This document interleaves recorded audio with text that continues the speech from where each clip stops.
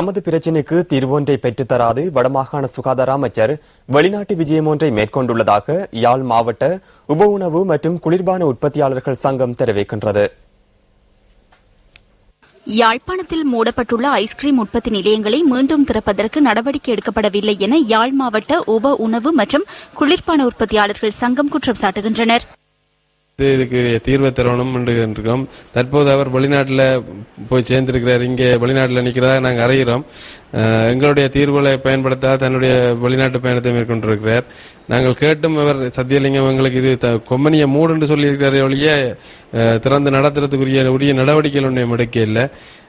இதை வடமாகாண சபைதான் இந்த பிரச்சனைக்கு ஒரு தீர்வு தரணும்.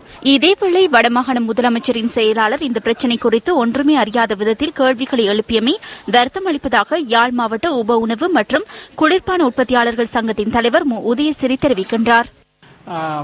முதலமைச்சரின் செயலாளர் இந்த எங்களுடைய பிரச்சனைகள் தொடர்பில் ஒன்றுமே தெரியாத வகையில் எங்களிடம் பல வினாக்களை எழுப்பியிருந்தது மிகவும் அதிர்ச்சியாக இருந்தது.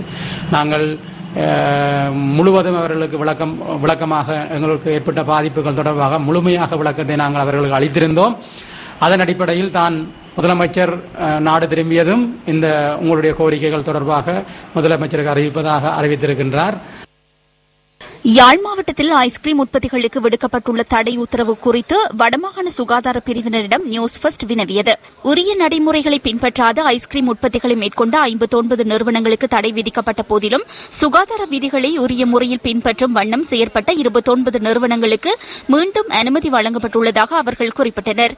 சுகாதார விதிமுறைகளை பின்பற்றுகின்ற ஏனைய தரப்பினருக்கும் தாம் எதிர்வரும் காலத்தில் அனுமதி பத்திரத்தை மீள வழங்க எதிர்பார்த்துள்ளதாக வடமாகாண சுகாதார பிரிவு தெரிவிக்கின்றது.